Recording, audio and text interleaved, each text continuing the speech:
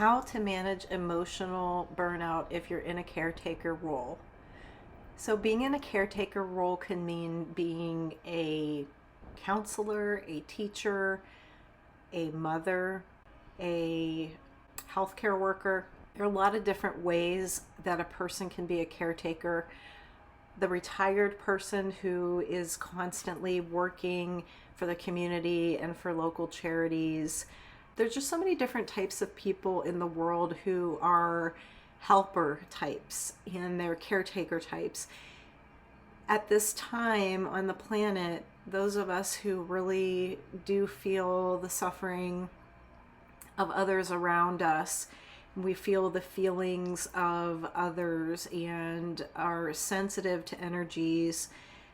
The month of October was hard on everybody emotionally who is sensitive because of the vibration of war being on the planet, and people are really sensitive in different ways, but some of us, we are highly emotional. And so if you've been in one of those caretaker roles for quite a while in your life, or you're highly sensitive, emotional, and you really feel passionately about the planet and wanting there to be less suffering for all humans and all living beings, you're probably facing the threat of emotional burnout right now, or you could be heading toward it. And we really want to be strong for other people. And if we're not in the areas where there is war happening, and maybe we don't know anybody personally affected, we still feel this weight, and we feel the weight of things that are depressing in our own lives, in our neighborhoods, in our maybe social circle, maybe in our family. We still have our own emotional roller coasters and an emotional body that we navigate through. And we learn to handle our emotions. A lot of us learn to stuff our emotions down because we're caretakers and we're very empathetic and we're sympathetic, and so we want to help people, and we're aware that we have to keep going so that we can help others who are not as strong.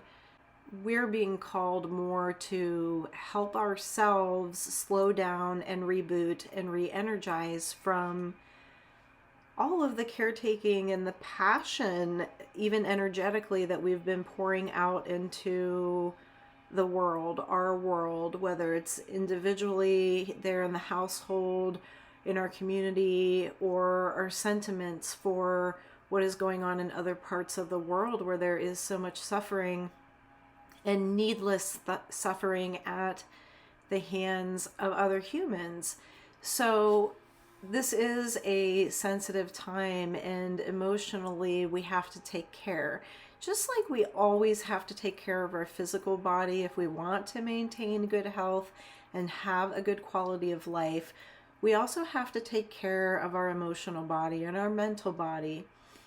So this is where we get into, now is a time to not necessarily heal, although there's plenty of that is needed for a lot of us. Some of us don't necessarily need to heal. What we need to do is re-energize ourselves, re-enlighten ourselves, and not in the sense of trying to go off on a silent retreat, although, I mean, certainly that could be somebody's path, but really just coming into a space where we can access our own place of peace and calm and love and light within ourselves. So we're really, when I say re-enlightening, we're really calling in our own personal light.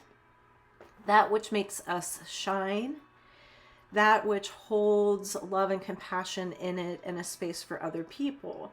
And so we always sort of have that, we want to help other people. That feeling is steady for us. And a lot of the times people who are caretakers or counselors or teachers or healthcare workers, guides. There's so many people who are in service to others. There's so many of us that do that. We don't think about what we need from ourselves to keep our own light shining, to keep our own battery charged. Even when we know that we should be doing things for self-care, a lot of us haven't really been engaging in that. And so now that there is a lot of emotion going on, and there has been for years on end, seeing the dark side of ourselves, we have to know that there is light in all of us, and we have light in us that needs attended to. We have to take the time out to do some things that we enjoy, yes, but also to have alone time, to be out in nature, to have sunlight on us, to have our feet on the ground, to be away from all of the human energy and the human chatter, and to be with our physical body, our emotional body, our mental body, to be in the moment with our full self. Our soul and our spirit is there, and that's always beautiful and fine and at peace. We really can just be with our emotional body and feel whatever feelings are there. Maybe find creative ways to express whatever feelings come up, and all of the feelings are okay. Even if there are feelings of guilt or rage or things that are very uncomfortable, maybe there are resentments or grudges, maybe there's even, such anger that you feel hatred in there in the emotional body. That is okay. We're in a moment of, let's recognize everything that there has been, the frequencies that we've experienced in our lifetime. We're moving into our own inner light. We're moving into our own peace and calm. So let us not be afraid to really be with our emotional body and notice where there are things that are producing the negative emotions of sadness, of the grudges, the anger that we have held on to from different imprints that we've carried with us throughout our human life. And these are all the human parts of us. So we attend to that. We let our soul rest. We let our spirit be perfect. We let ourselves be out in nature, or at least as close to that as possible. And we allow ourselves to just be as we are. So there are ways of expressing these emotions that we hold back, and we tend to hold back the ones we don't want the world to see, right? And that's good in the sense that we don't unleash our anger or our guilt or our resentment on other people, that we don't just let it loose from our body and dump it onto somebody else's body. As long as we're not doing that, and that's the beauty of being alone in nature, there are so many ways that we can get these emotions that we've suppressed and repressed out of our system without harming anybody else. And that is, crying is one of those ways. For some people, it's exercise. For some people, it's cleaning. For some people, it's taking a hike, which is also relative to exercise, but long walks are great. Or locking themselves in a car and driving out to nowhere and screaming in the car. And I've done that before, which is why I kind of giggle there, because yeah, I've done that before, and I laugh after every scream. And then I do another scream and I laugh, because I find myself seeing the human part of me and how ridiculous it is, and how funny it is too, that there can be so much pent up negative emotion that doesn't have a way to come out, and we really don't want it to come out at others. And all of us have done that. And then we feel that guilt, right? We don't want to feel guilty. And while we're talking about guilt, there's no good reason or benefit to feeling guilty. The only good reason is if you only feel guilty for that second that you're in, it's a little bit of healthy shame. And then that healthy shame makes you really change, and you know, admit your fault, and you do the apology, and you don't go back, and then you don't have to feel guilty because you took care of it right there. Any guilt that we're carrying is not going to be beneficial for us, or even the person we feel guilty about inadvertently harming. We are not going to help them by feeling guilty. If they are still alive and we are carrying guilt about something, the way to release that very healthily is just a nice, heartfelt, compassionate apology.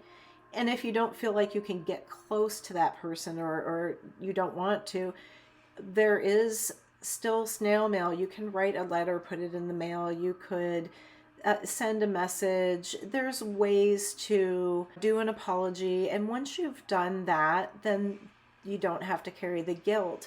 If there are things you feel guilty about toward loved ones who have passed, you can write them a letter, read it out loud, and then burn the letter and let it dissipate. And guaranteed that spirit of that person who, you know, that spirit is ethereal. It still lives on in an essence that you feel for that person.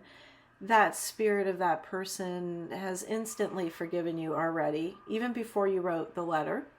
But for your human self, as not to carry guilt around, you can do things that don't harm other people, but that will help to let the guilt dissolve. And with anger, that's one where obviously you don't want to write an angry letter and deliver it. That's one where you definitely don't want to bring it to other people. When we harbor anger, there are beneficial purposes to having anger. When you see injustices in the world, it is healthy to become angry and to stand up for what is right and what is moral and what is in the spirit of love and compassion and oneness. That's where anger is very reasonable and also necessary and compassionate. Anger that is held in the form of grudges, or you're just so hurt by another person's actions that it's coming out not only in sadness and tears, but it's coming out in the shield that anger can provide over your heart so that they can never get in there again. That type of anger can be let go in so many healthy ways that have nothing to do with anybody even needing to know, which was the, you know, screaming in the car, screaming in the pillow, or going on a walk where you just power walk when you think about the things that are making you angry. Or there's so many different ways that we can work off the negative emotions, but the point of it is now for people that have given out love, given out care, given out help, and done this relentlessly, been generous with their material goods and resources, with their energy, with their time, with their heart. That is so great, and we need to keep doing that, and it's wonderful for the world. And as long as we are in that frame of reference and we are setting forth the intention to bring our light and our love and our compassion to this world that so badly needs it, to bring our understanding to this world, we're not going to fail at that. We will spread the light around. And at the same time, one of the most important things in being able to have that light to spread around is re-energizing our own light. That's where all of this comes from. It comes from within. It comes from the same source of the light in every other living being. Every being has this light of life. As we're pouring out our care for other people, as we're trying to spread our own light, as we're trying to help somebody in need and give an extra hand or an extra dollar, we have to remember now at this time, if we're tired, that's just perfectly fine.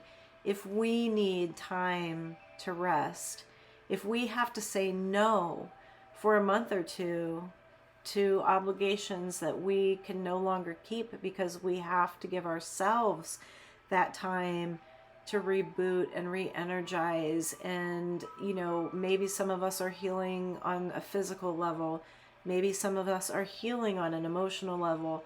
And maybe some of us are just healing from emotional burnout of spending our energy and our passion on the suffering of others and trying to help and trying to resist getting involved in the negativity. Our energies can get so frazzled. Even if there is nothing going on in our lives, I know a lot of us are like, how dare I feel so frazzled and thrown off and depressed, like I have this nice, blessed, almost perfect life compared to these people who have bombs falling all around them. And we're moving out of that type of thought process too. We're moving out of that thought frequency as well, because we're realizing we shouldn't say, how dare us. We don't need to feel guilty. Again, guilt does nothing for us. It doesn't benefit anybody. We don't need to feel guilty because we've had some good fortune in our life where, yes, we've had some pain, but we haven't had things that are just heartbreaking and horrendous that we're hearing about others going through. We are still going through our own process of growth and emotional growth and wounds that we've carried with us for, through our ancestral lines, wounds that we carry that have nothing to do with our life right now, but that we've carried for others, and also the ones that we do carry through this life. Because humanity has misunderstood itself and people have felt tribal and separate, and there's been territorialism and there's been a lot of greed, and it's really had frequency of war and conflict for a long time. But in our lifetimes now, in the present moment, those of us who are alive now, so much has changed in just the last 100 years. Our technology has come so far. Things are going at such a rapid pace. That's going to continue. So we're at a time unlike we've ever seen. And these forces of darkness, everything is starting to crumble now because it can't sustain this way. So what we're seeing, we are frazzled by it, yes, rightfully so. It's okay to feel depressed. It's okay to be having a hard time. And that's why right now, the best thing for us to do is to step back and refuel by doing things that are helpful to us. Having alone time, connecting with nature, and then connecting with others who are on a path of peace and calm. Staying away from drama. Staying away from that friend who maybe they drink a little too much and they just get really dramatic, okay? That's fine and you love them and it's fun. But for a while you're rebooting, stay away from the gossiper. Stay away from the person who is always talking about their own trauma, the victim, the one that's complaining. Stay away from the one that just wants your friendship because they want your attention and they sort of drain you even though you love them to the core. Just back off from the people who need a lot from you. And you're not doing this because of any negative feeling toward them. So again, everything that you are doing to reboot yourself is out of love for yourself, which you are supposed to do. And that doesn't mean you don't love other people who you're maybe not going to be there for while you're re-energizing. So you don't have to feel bad about taking an extra nap or sleeping in when you can, or maybe letting something go that you've just, you have no energy to do it. Well, then it's okay. If it's not life and death, then you can give yourself a little bit more time. Give yourself permission to do things also that you enjoy. And then again, being around people, you still are going to want to connect with like-minded people.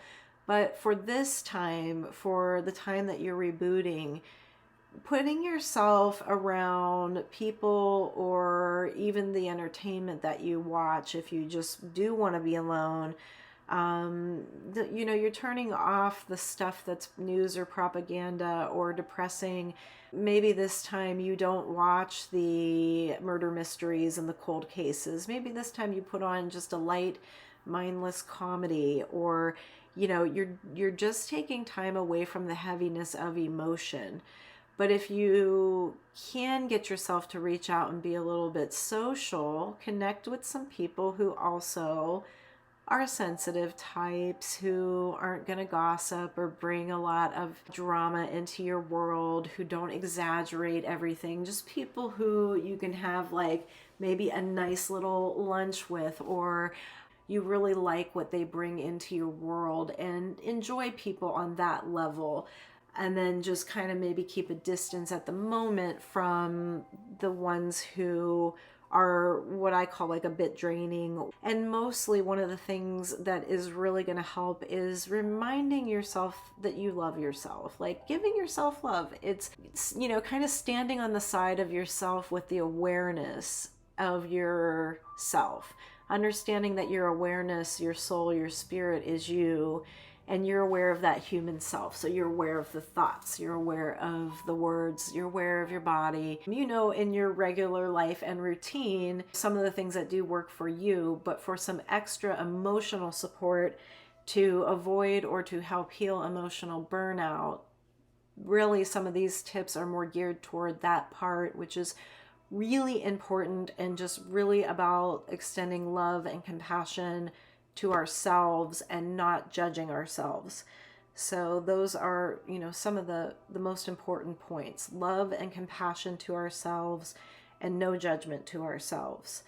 We just really want to be our own blanket of love and security. And in doing that, as we transition to building more and more light within, we're going to light up the world around us. So love warriors and light workers and love rebels, keep going, and just remember to recharge when you need to. And maybe November is a great month to do that. Or whenever you happen to be listening to this, maybe it's out into the future and it's a good reminder for you. Yep, I need to recharge. Okay, good luck out there. Thanks for listening.